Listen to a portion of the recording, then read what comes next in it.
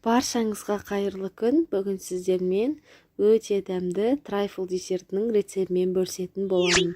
Видеоны соңына дейін көріңіздер. Ендеше бастаймыз. Ол үшін бізге ең алдымен 3 жұмыртқа және де қант қажет болады. Жұмыртқа мен қантты аппақ көпіршік болғанша миксерлейтін боламыз. Яғни біздің массамыз 2 есеге ұлғаюы қажет. Енді келесі біз құрғақ қоспаларымызды қосатын боламыз. ұн, какао және де разрыхлитель. Мен барлығын өлшеп осы ыдыстың ішіне салып қойдым. Енді қасықпен араластырып, біздің массамызға 2-ге бөліп қосатын боламыз.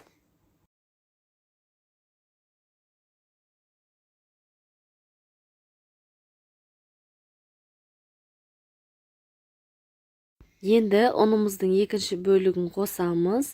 Миксердің бас жағымен осылай кішкене араластырып жібереміз. Сонда біздің ұнымыз шашырамайтын болады. Және де көп миксерлемейміз. Біздің массамыз басылып қалмауы қажет. Біздің бисквитіміз дайын болды. Бізде осындай сұйық масса пайда болу қажет. Енді пергамент қағазы төселген формамызға осылай құйып, жан-жағына тегістеп жайып шығатын боламыз. Енді қызып тұрған пеште 180 градуста 15-20 минут аралығында пісіріп аламыз. Крем дайындайтын боламыз. Ол үшін салқын сливки мен қант ұнтағын миксерлейтін боламыз. Сливки міндетті түрде салқын болуы қажет, яғни тоңазытқыштан алынған болуы керек. Енді сүзбелі ірімшігімізді қосып, оны да бір келкі масса болғанша миксерлейміз.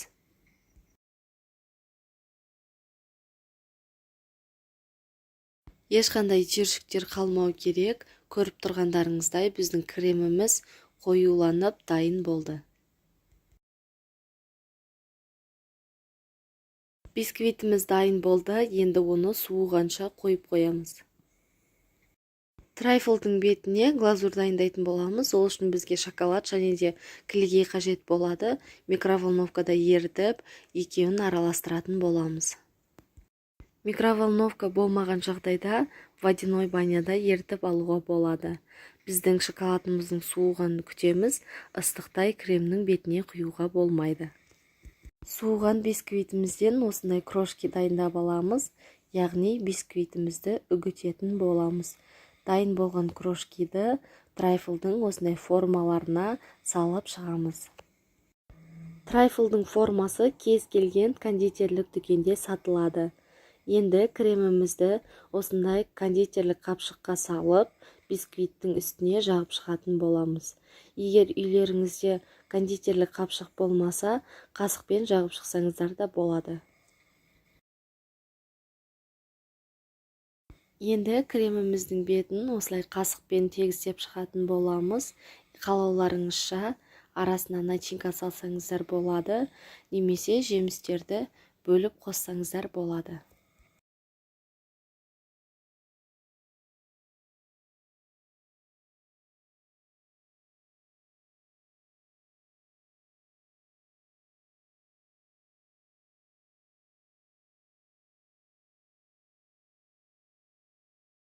Енді бағана суытып қойған шоколадты глазурымызды үстіне құйып шығамыз.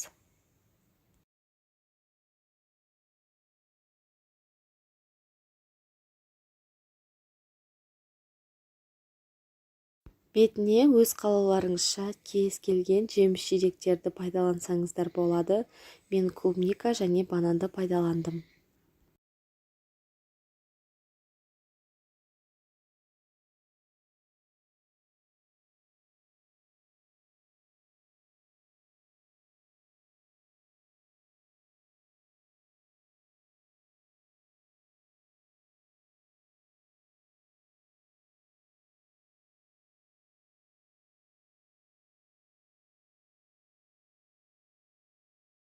Және де бетіне кокосовая стружкиден кішкене сеуіп жібердім.